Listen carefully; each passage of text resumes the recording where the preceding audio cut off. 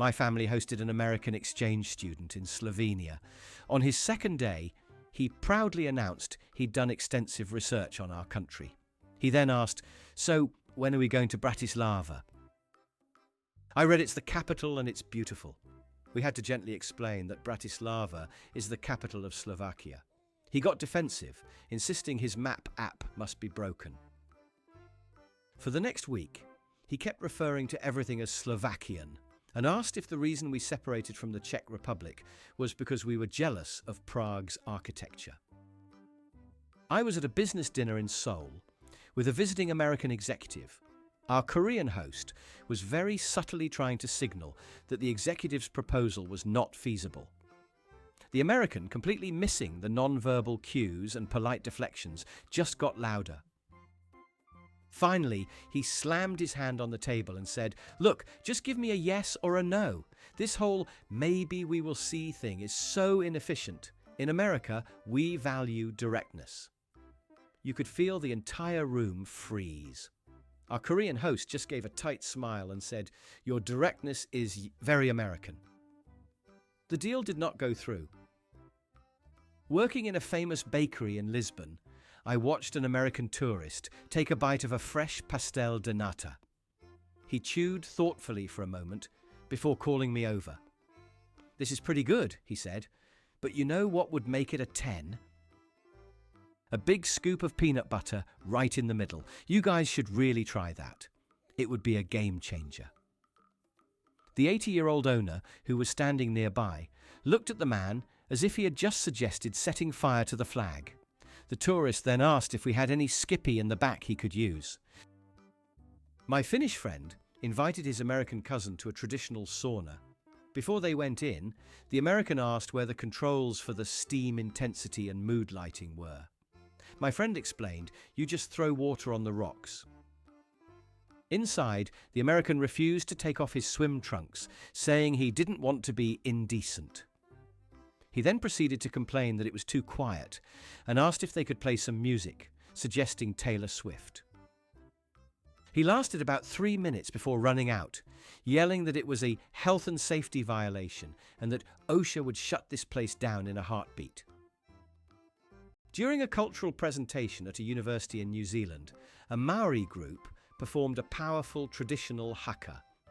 It was intense and deeply moving. Afterward, during the kwanda, an American student raised his hand and asked, "That was really cool, but is that your only mascot?" In the US, our college football teams have like a whole variety of mascots and cheerleading routines. It feels like you guys could really expand your brand if you developed a few more characters. Maybe something cuddly to appeal to the kids. The silence that followed was deafening. I witnessed an American couple watching a passionate tango performance in a square in Buenos Aires. The dancers were a whirlwind of emotion and skill. After the dance finished, the American man turned to his wife and said, loud enough for everyone to hear, "They have great synergy, but I'm not sure what their key performance indicators are." The ROI on that much dramatic staring seems low. He then tried to give one of the dancers his business card, telling him he was a management consultant who could help them optimize their workflow. While guiding a tour through the Valley of the Kings in Egypt, a tourist from Texas was staring intently at a wall of hieroglyphs. I was explaining their meaning when he interrupted me. "So, these are basically just ancient emojis, right?" he asked.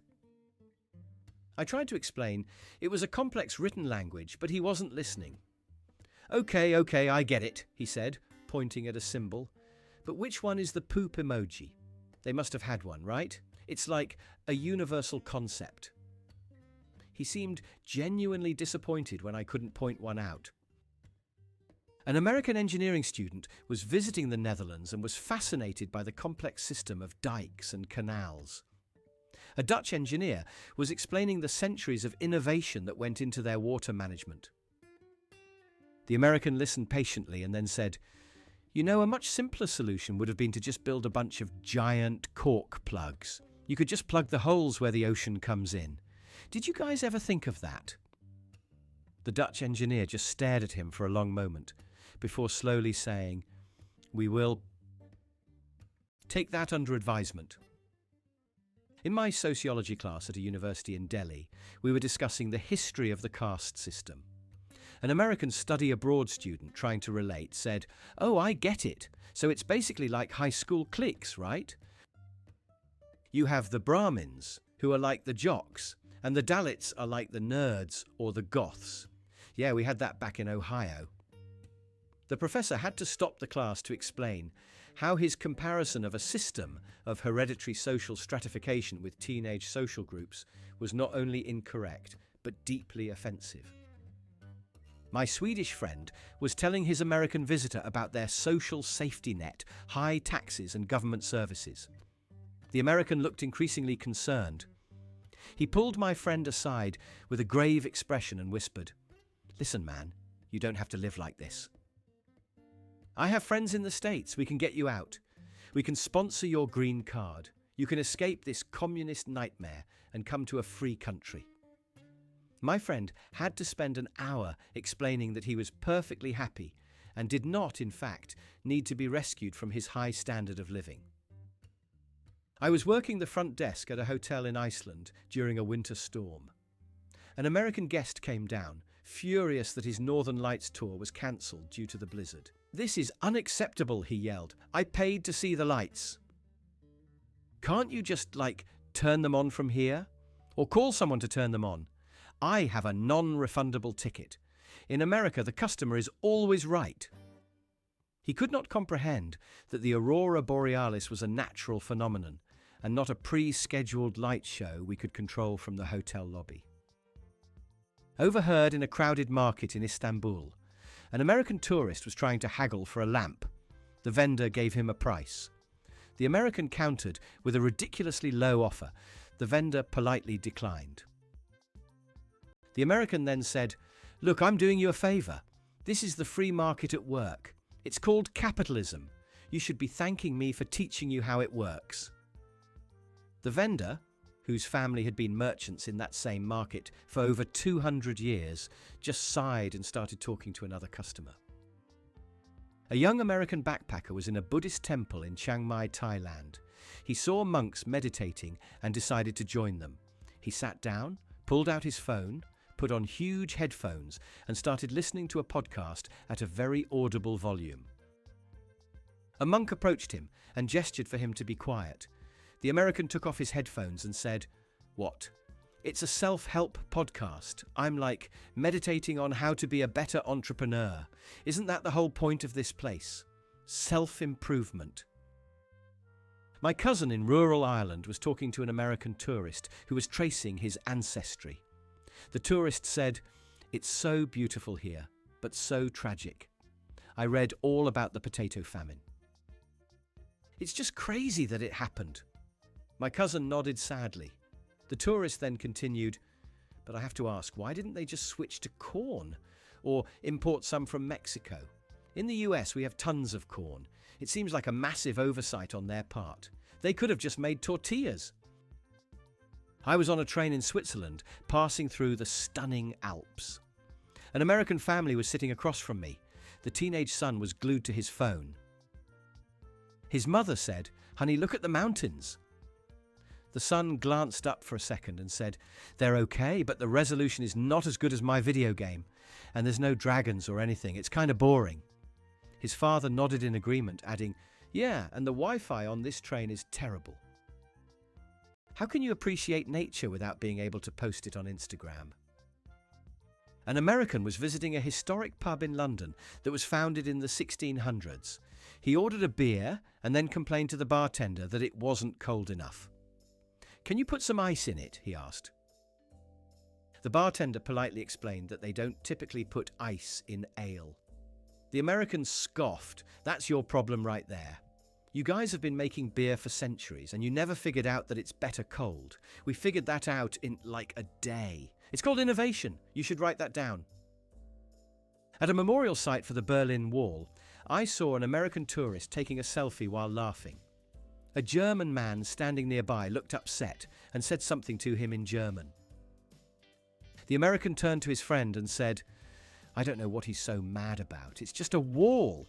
We're building a bigger, better one back home and everyone loves it. This is like a historical tourist attraction now. People need to lighten up and focus on the positive. My friend was a park ranger in Banff National Park, Canada. He had to rescue an American tourist who had gone hiking in flip-flops and shorts, despite signs everywhere warning of bears and cold weather. When my friend found him shivering, the tourist said, "I didn't think the warnings were serious. I thought it was just, a suggestion. In the US, a park is a safe space. If there was real danger, they wouldn't let people in. This is a huge liability issue for you guys." My friend was teaching English in Japan. One of his American students was struggling with the concept of bowing. He refused to do it, saying, "In America, we look people in the eye and give them a firm handshake. This bowing thing is subservient. I'm not going to bow to anyone. It's a matter of personal freedom and equality." He couldn't grasp that it was a sign of respect, not submission, and spent the entire semester giving his confused Japanese teachers aggressive handshakes. An American couple was on a food tour in Mexico City. They were served authentic mole, a complex sauce with dozens of ingredients. The wife tasted it, made a face and said, "Does this have chocolate in it? That's disgusting." "Chocolate is for dessert. You can't just put it on chicken, it's unnatural. Can I just get some ranch dressing instead, or maybe some ketchup?" The chef, who had spent 8 hours making the sauce, had to be physically restrained by his staff. I was on a bus tour in Scotland, and we stopped at the beautiful, mysterious Loch Ness. An American tourist stared out at the water for a few minutes with a disappointed look on her face. She then asked the tour guide, "So what time does the monster come out? Is there a set schedule? We have a dinner reservation at 7, so I'm hoping it's before then. We paid for the monster tour, and we haven't seen a single monster yet. This feels like a bit of a scam." An American was visiting the Vatican and was amazed by the Sistine Chapel. He stared at the ceiling for a while and then asked the guard, "So who was Michelangelo's agent?" "He must have been amazing to get him a gig this big. I'm in marketing, and I'd love to know his strategy. Did he have a big social media following back then?" The guard, a stoic Swiss guard, did not even blink as he told the man to please be quiet. In a cafe in Vienna, I overheard an American telling his friends, "I don't get why they're so proud of all these classical composers like Mozart. He's okay, I guess, but his music has no words, it's just a bunch of violins. How can you even tell what the song is about? It's not like Taylor Swift, where she's telling you a real story about her ex-boyfriends. That's real art." A tourist from California was in a small fishing village in Greece. He saw the fishermen bringing in their daily catch. He approached one of them and said, "This is a great, authentic setup you have here. But have you ever considered franchising? You could create a whole Greek fisherman experience brand. We could set up a chain of these in malls across America. You'd make a killing." The old fisherman just looked at his net, then at the sea, and said nothing. My professor told us about a time he was at an academic conference in Jordan. An American colleague, visiting the Middle East for the first time, looked at the Arabic script on a sign and said, "Wow, their cursive is really messy. It's like they're all doctors. Why don't they just type everything out in a normal font like Times New Roman so people can actually read it? It seems very impractical for business." An American family was visiting the Amazon rainforest in Brazil. After a guided hike, the father complained to the guide, "It was okay, but the whole thing felt very disorganized. There were no paved trails, no proper signage, and the animals were just wherever. At Disney's Animal Kingdom, everything is perfectly laid out and you're guaranteed to see the animals. You guys could learn a lot from them about customer experience." I was in a cheese shop in rural France. An American tourist sampled a piece of strong, aged Roquefort.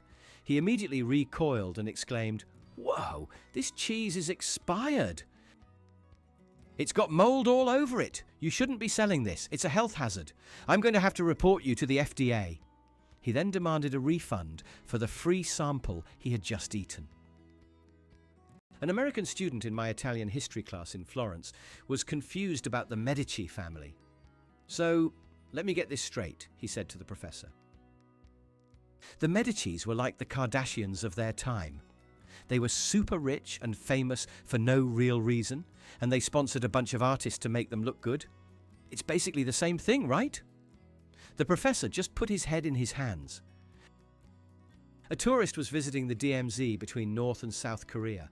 He looked across the border at the North Korean soldiers and then asked the South Korean soldier guiding the tour, "So why don't you guys just get along? Have you tried a team building exercise? Or maybe a company picnic? In my office, when two departments are fighting, we do a trust fall and it solves everything. You should suggest that at your next meeting." I was at a museum in Athens looking at the Elgin marbles. An American next to me said to his son, "See, this is what happens when you don't have a good security system." The British just walked in and took all their best stuff. That's why, in America, our museums have lasers and motion detectors. Nobody is stealing our history. He seemed to think the lesson was about museum security, not the complexities of cultural heritage and colonialism. An American exchange student living in Spain was complaining about the siesta. "I don't get it," she said. "The whole country just shuts down for 3 hours in the middle of the day. It's so unproductive. We could be making money or doing something useful. In America, we have power naps and energy drinks. We don't need to shut down civilization just because people are a little sleepy. It's a fundamentally flawed economic model." I was working at a hostel in Prague when an American guest came to the desk to complain. "My power adapter doesn't work," he said. I looked and saw he had a standard American plug. I explained he needed a European converter. He looked at me, bewildered, and said, "Why? This is 2024. Why doesn't the whole world just use the same plugs? It's so inefficient. We should have a global vote, and I'm pretty sure the American plug would win. It's just better." An American tourist was at the Great Barrier Reef in Australia. After a snorkeling trip, he told the boat captain, "It was very colourful, but I was disappointed that I didn't see Nemo or Dory. My kids were really looking forward to it. Do they live in a different part of the reef? Can you take us there tomorrow? We'll pay extra to see the celebrity fish." The captain had to explain that the characters from Finding Nemo were not in fact real.